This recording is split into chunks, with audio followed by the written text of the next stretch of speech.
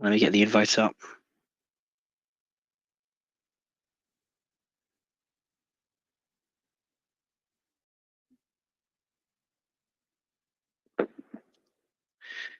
Stock Talk, how are you, man? Good morning. How are you doing? Good, man, good. Awesome. Here, let me jump on. All right, so we have the open for U.S. markets, obviously, a couple hours ago, about 30 minutes here till the official open. S&P 500 trading down 75 bips. We have the Qs trading down 20 bips. IWM down 1.5%. Bitcoin was off to a rally this morning, up nearly 7% from the base. That's cooled off a little bit, but it's still a lot of relative strength.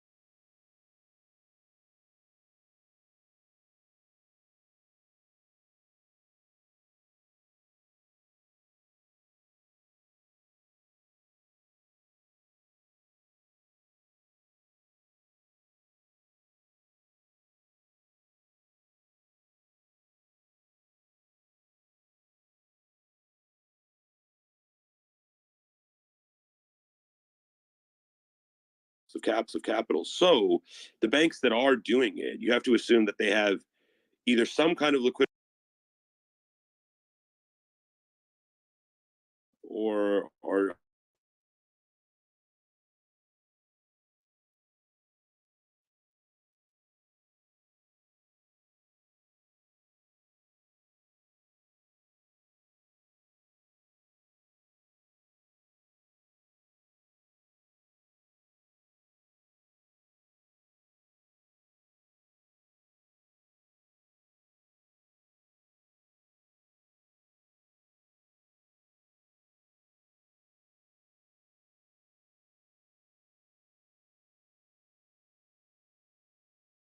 new all-time highs kind of because of that? Sure. Yeah. I mean, anytime we're referring to any data today and making it relative to the global financial crisis, considering the impact of inflation is important. But yeah, I think this is more so just about the difference in sentiment. There's a number of structural differences, like we've discussed, between now and 2008. I think we spent most of the first two spaces illustrating that. But there are certain blips of similarities, and the volume at which the Fed discount window is being tapped is one of those similarities. Now, does that mean we can just draw these profound analogies between the two situations? I'm not sure, but I certainly do think it is concerning. And if somebody doesn't think so, whether that's somebody in the audience or somebody we have on the panel already, we'd love to hear that perspective as well. But Michael, you've had your hand up for the first couple points here. So any thoughts on that volume of the Fed discount window being tapped, and any thoughts on First Republic in general and some of the other banks this morning?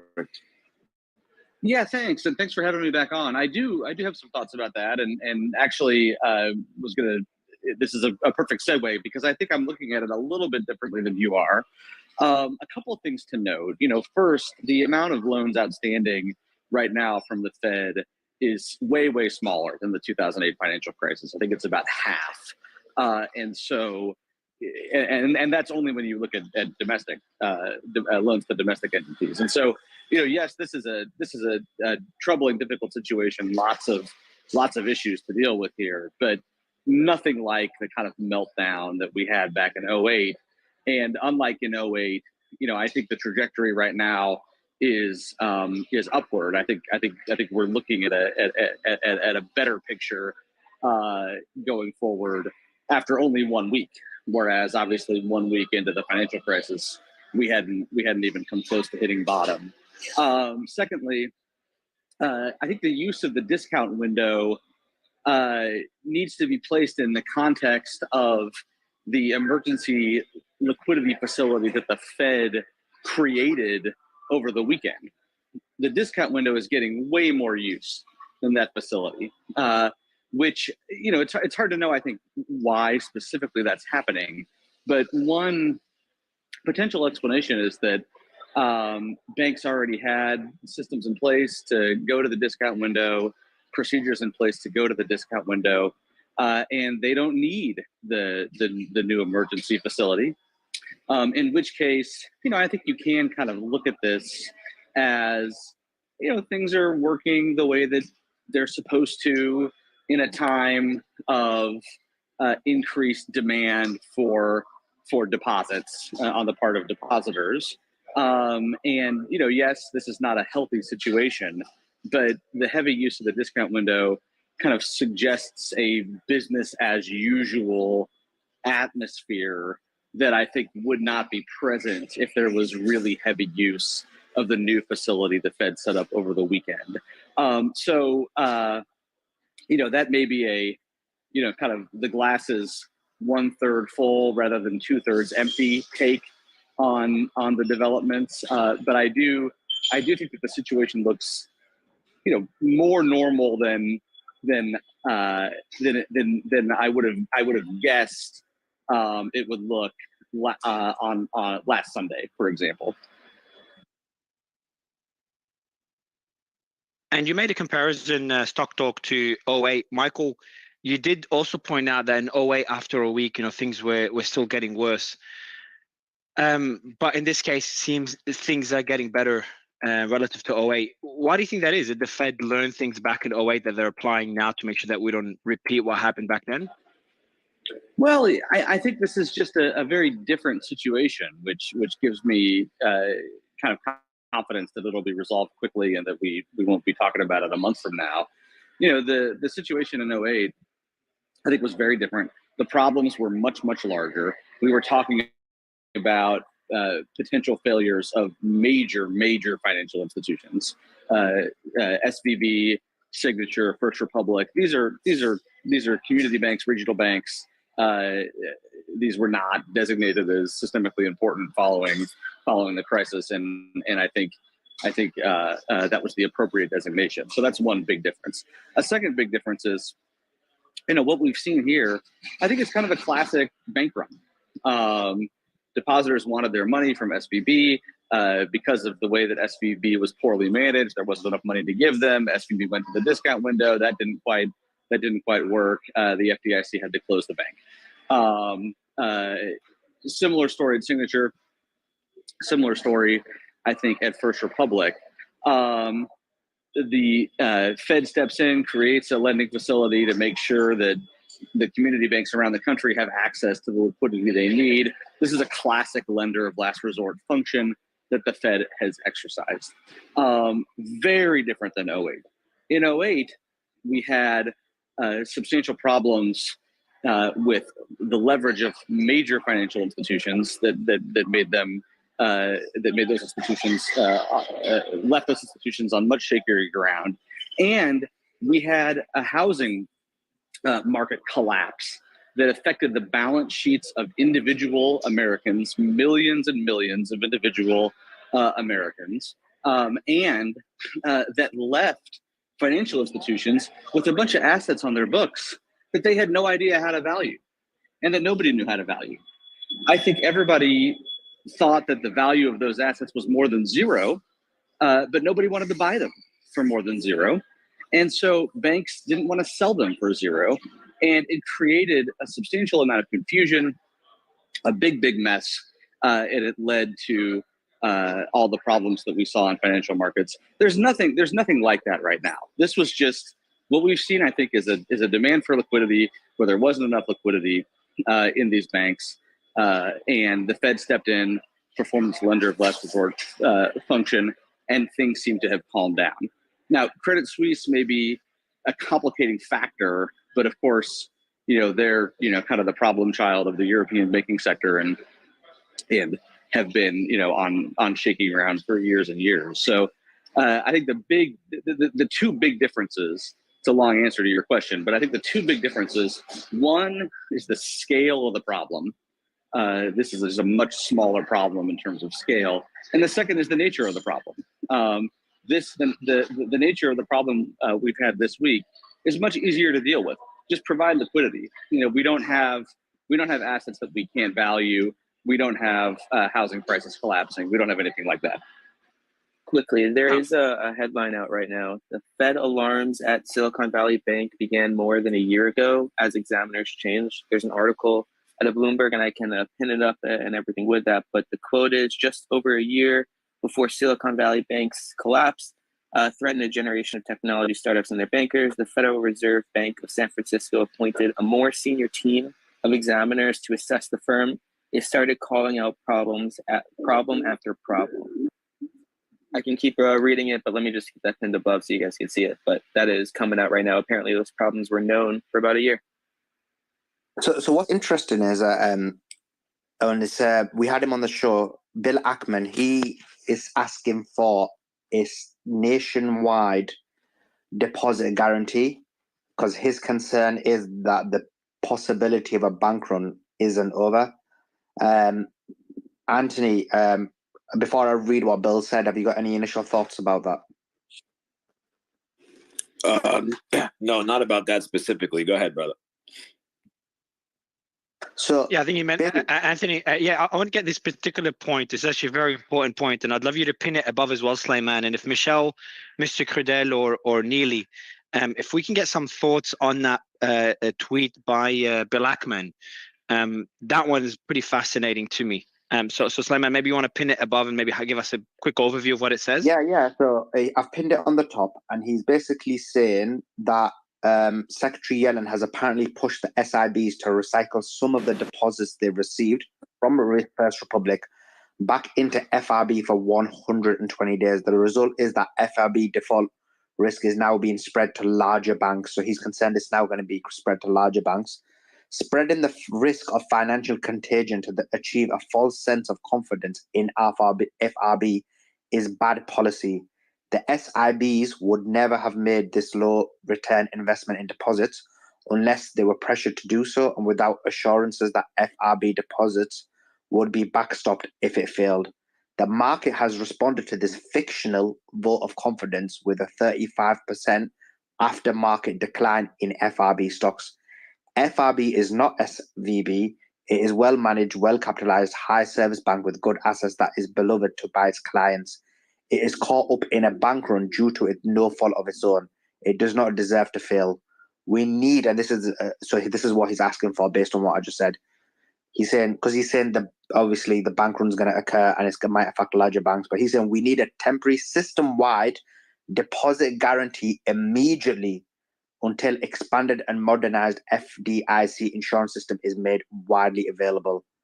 And then he's just later on complaining that the 30 billion deposits lacks transparency, lacks structure, and people don't know what it's about.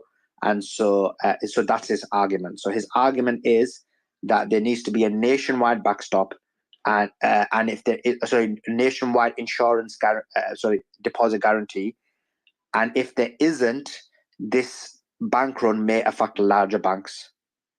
So let's go to Neely. Neely, you've just joined us. What's your thoughts on that? It's particularly interesting coming off of testimony with Yellen yesterday. I'm sure we've all watched the infamous 4 minutes about like what is backstopped and what is not in exchange with Langford from Oklahoma, the senator from Oklahoma.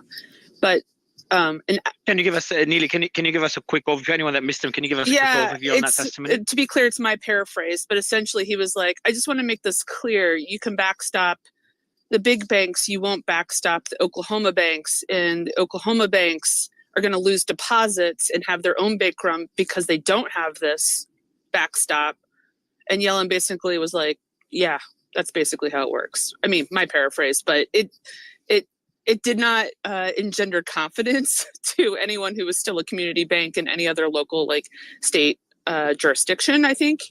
And there's a ton more in that testimony, and I actually watched all of it, so I recommend if anyone just wants to have it on while they're doing their work. There's a richness of dialogue that went back and forth with Yellen. That was just the infamous 4 minutes. So Neely, just a question on what you said. Are you saying it's that they're going to be selective on who they give this guarantee to, or are you saying that she just lacks any kind of foresight or structure in what she's saying? This is my interpretation. It was like, yeah, it's selective. It's not for everyone.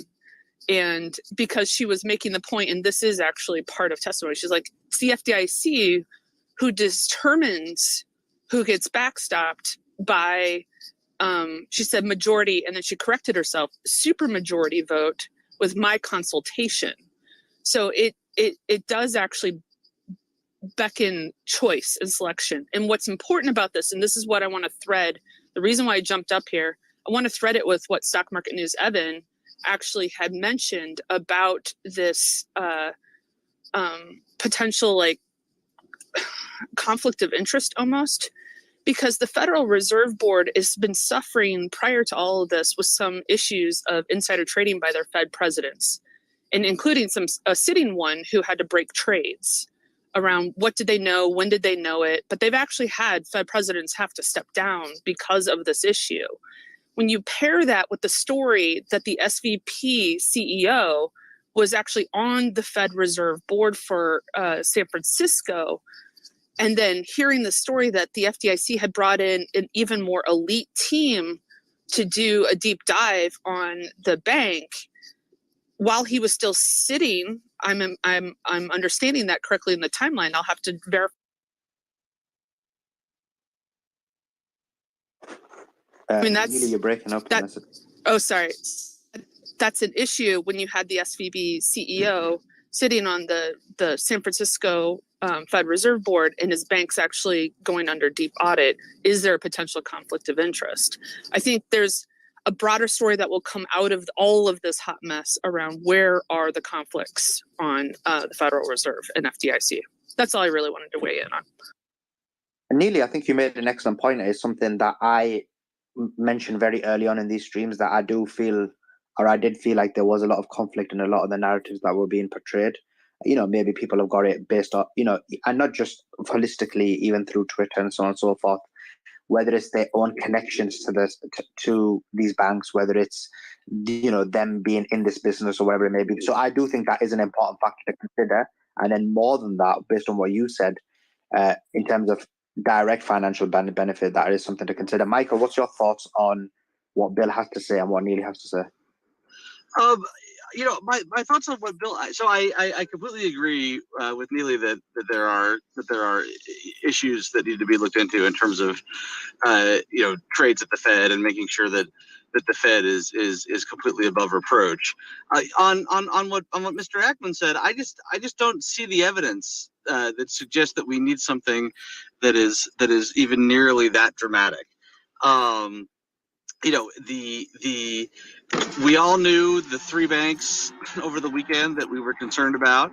Those three banks ended up being the ones that required special attention on the part of regulators and the government authority.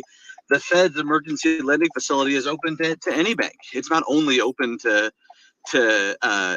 those three banks, and so any bank that is experiencing a high volume of demand for withdrawals can take advantage of the Fed facility and doesn't need the FDIC to guarantee all of its deposits.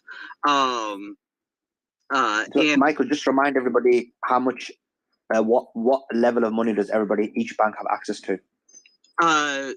Well, so deposits are insured up to $250,000, and that's through the FDIC. Through the Fed lending facility, the Fed has established extremely generous terms where it will accept collateral in exchange for cash, and it will value that collateral at par, which is going to be more than the collateral would trade in the open market. So, you know, for example, a treasury bond could be collateral.